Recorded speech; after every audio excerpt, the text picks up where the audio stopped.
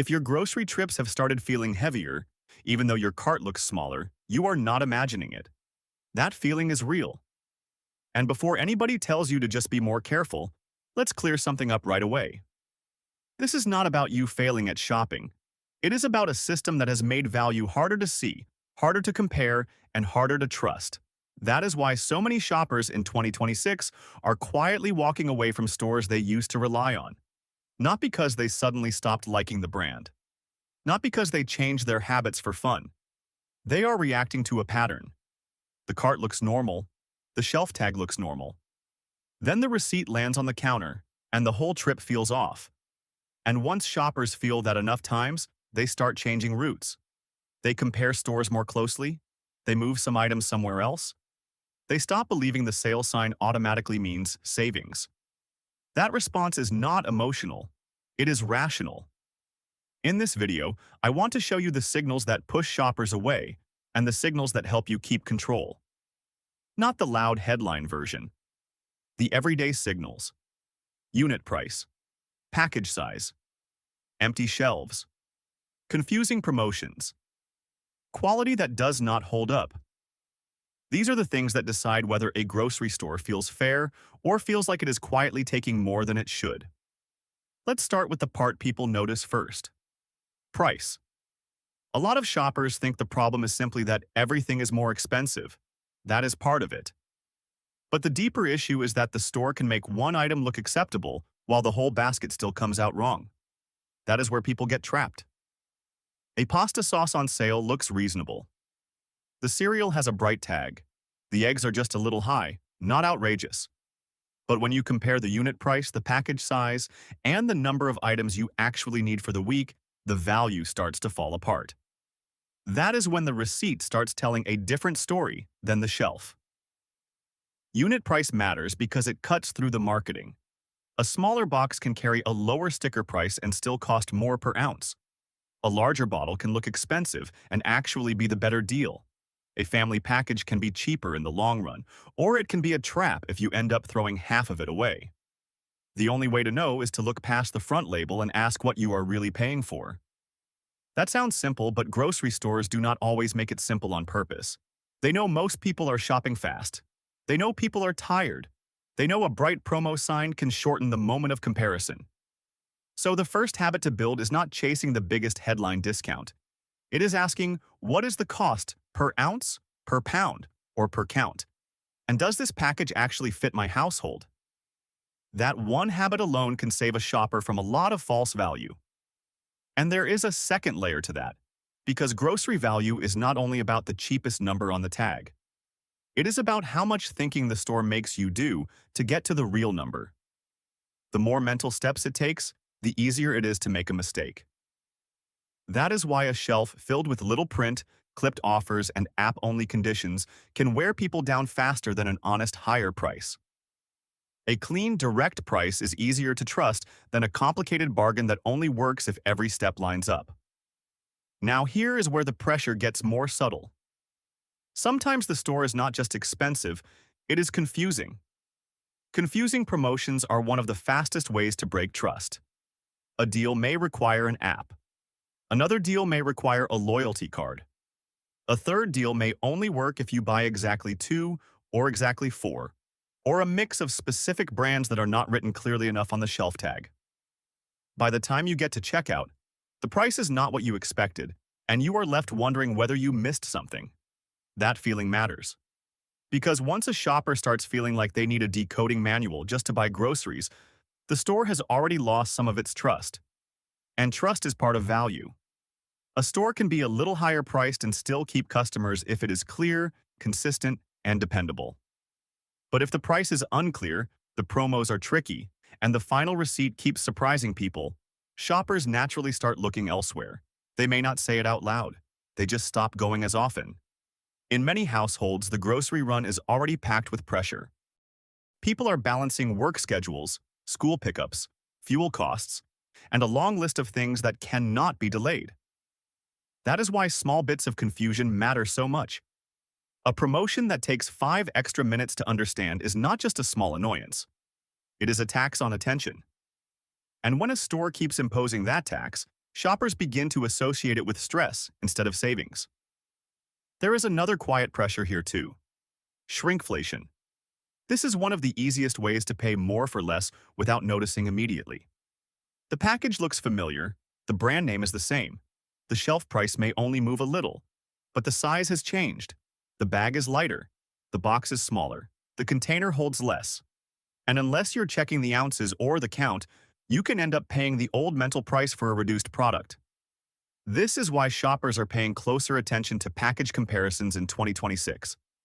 Not because they enjoy being skeptical, because they have learned that appearance is not enough. If one of your regular items suddenly feels off, compare it to what you bought before. Look at the weight, look at the count. Look at whether a family size is actually family size, or just a container that takes up more shelf space. Once you start seeing these changes, you cannot unsee them. And that is the point. Awareness restores control. It also explains why some stores lose goodwill faster than others. If a chain keeps changing sizes, rotating packages, and trimming value in small steps, shoppers may not notice the first change. They notice the third or fourth. By then, the pattern is clear, and the brand has taught people to distrust familiar packaging. That is a hard thing to reverse. Now let's talk about the other half of the problem: availability. A grocery store does not just sell food, it sells predictability. Or it should. If you go in expecting to cook 3 meals, and one of the main ingredients is missing, then the store has not just failed to stock a product. It has disrupted your household plan. That is a bigger problem than many retailers understand.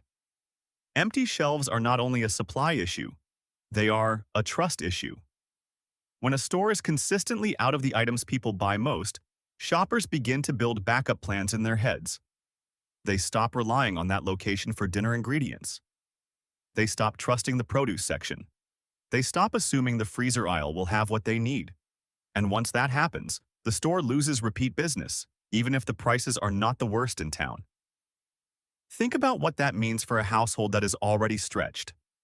If you are on a fixed income or you are trying to feed a family without waste, you do not want to drive to 3 stores just to complete one meal. You want the store to do its part.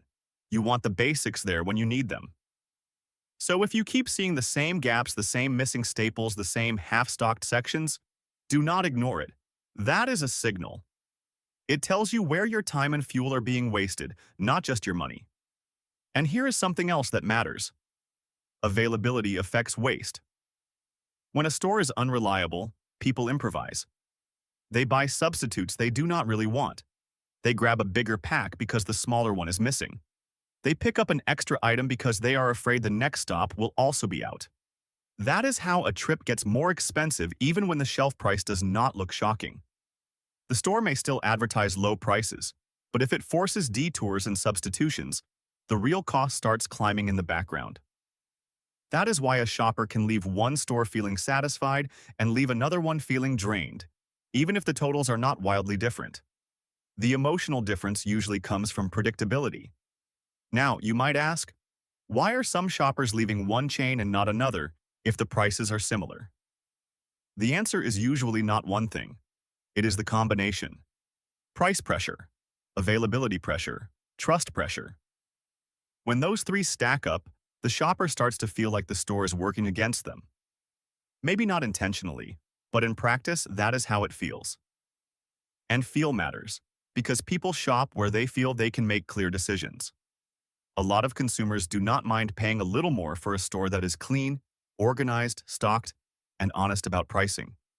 What they cannot tolerate for long is paying more, getting less, and still having to do all the mental labor themselves. That is the real shift in 2026. Shoppers are no longer asking only, what is cheapest? They are asking, what is fair, what is reliable, and what keeps me from wasting money later? Take fresh food, for example. Produce is one of the biggest value tests in the store. If the fruit is bruised, the vegetables are past their best, or the selection looks picked over, the low sticker price stops being a deal. Because low quality creates waste. And waste is expensive. A cheaper bag of greens is not cheap if you throw half of it away. A discount on fruit is not a win if it spoils before you can use it. That is why value is more than the price tag. It is the part that survives to the plate. The same goes for meat, dairy, bakery, and frozen foods. If the quality drops, the savings disappear fast. A package that looks okay in the store can become a disappointment at home. That is not being picky. That is being practical. And practical shoppers are often the first to walk away because they are the ones who notice when a store starts making them absorb the cost of spoilage, shrinkage, and disappointment. Now let's pause for a moment and reset the frame because this is where a lot of shoppers get stuck. The wrong question is, which grocery chain is bad? The better question is, what signals tell me this store is treating my household fairly today? That one question changes everything. It moves you away from slogans and toward evidence. It puts you back in charge. It reminds you that a store is not doing you a favor by putting items on a shelf. You are the one bringing the money. You are the one taking the risk. You are the one who has to live with the food, the quality, and the waste after the trip. So your job is not to be loyal to a logo. Your job is to be loyal to your household's real value. If you want a simple way to think about that value, use 4 checks. First, price. Not the headline price, the unit price. Ask what it costs per ounce, pound, or count. If 2 products look similar, the shelf tag will often reveal the real answer. Second, size. Check for shrinkage. Compare package weights over time. If the item looks familiar but feels lighter, trust the numbers, not the packaging. Third, reliability. If the store is always out of core items, you are paying in time and gas too. A cheap store that forces extra trips is not always cheap. Fourth, waste risk.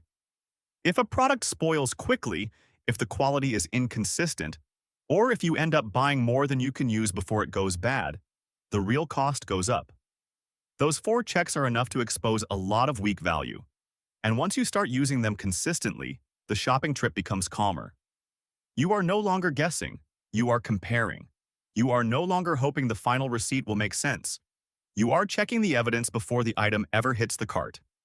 Now let's make this even more practical, because this is where viewers usually ask, what do I actually do next time I shop? Start before you leave home. Write down only the repeat items that really matter. The things you buy every week or every other week. Milk, bread, eggs, rice, coffee, fruit, produce. The basics.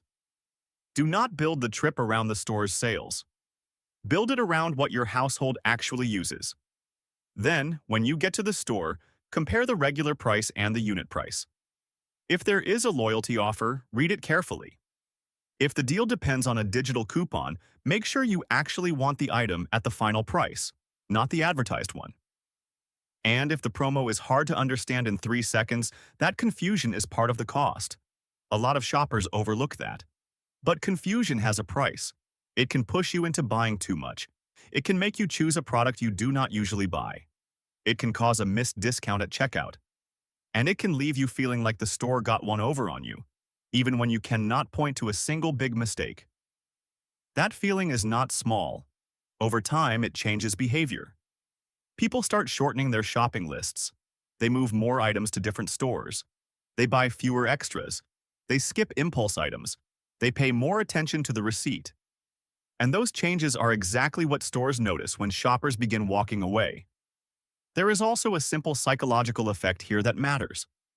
When every trip feels like a test, the store stops being a convenient part of life and starts feeling like a negotiation. Nobody wants their weekly groceries to feel like a debate. The more friction a chain creates, the less likely people are to forgive it for small issues. A slightly messy store might be tolerated if the prices are excellent. A slightly pricier store might be tolerated if the stock is reliable.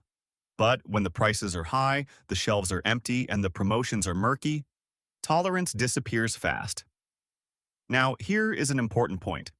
This is not about never buying from a store with higher prices. Sometimes a store is still the right choice because it is closer, cleaner, better stocked, or better for 1 or 2 key items. The point is not to declare winners and losers in a vacuum. The point is to identify which store gives your household the best total value. That is a smarter standard than just cheap or not cheap. For some households, the best value store is the one with the most reliable produce, even if it is not the lowest on paper. For others, it is the store with the cleanest unit pricing and the fewest promo games. For someone else, it may be a discount store that keeps the basics in stock and cuts waste because the trip is simpler. There is no shame in choosing the store that works. The mistake is staying loyal to a place that keeps raising the friction and lowering the payoff. And you do not need to overhaul your whole life to respond. You just need a few habits. Keep a short list of your household's price anchors. These are the items you know well enough to notice when the cost changes. Not every product, just the ones you buy often. That gives you a real comparison point. Use receipts as feedback, not as proof of failure. If the total is worse than expected, look for the reason. Was it the unit price? Was it package size? Was it a missing sale? Was it extra waste because of a substitution or a bad quality item? Once you know the cause, you can adjust. And if a store keeps giving you the same problem, let that change your route. That is not being difficult. That is being informed. You can also protect yourself by shopping with the store's weaknesses in mind. If the produce section is unreliable, do not build the week's meals around fragile ingredients from that trip. If the frozen aisle is often thin, do not assume it will save the week. If the promo signage is confusing, slow down and read the tag before the item goes in the cart. Simple, calm, specific. That is how control comes back. What shoppers are really walking away from in 2026 is not just higher prices. They are walking away from bad value signals. They are walking away from stores that hide the real cost in smaller packages. They are walking away from promotions that are too confusing to trust. They are walking away from repeated out-of-stocks that waste time and force substitute purchases. They are walking away from quality that does not match the price. And they are walking away from the feeling that they need to work harder than the store just to buy normal groceries. Once you see that pattern, it gets easier to shop with your eyes open. You do not need panic. You do not need stockpiles. You do not need to believe every store is bad. You just need to notice the signs early. Ask yourself on the next trip, is the price fair for the size? Is the item actually in stock? Is the deal clear without a puzzle? Will this food get used, or will it become waste? And does this store still deserve my repeat business today? That is the full pattern. Shoppers leave when the value breaks down in visible ways, when price gets harder to read, when availability becomes unreliable, when trust keeps getting chipped away by small frustrations that add up. And the answer is not to blame yourself for noticing. The answer is to trust your own pattern recognition. If this video helped you see grocery shopping a little more clearly, stay with the channel. The more you understand the system, the easier it is to protect your money, reduce waste, and make each trip work for your household instead of against it.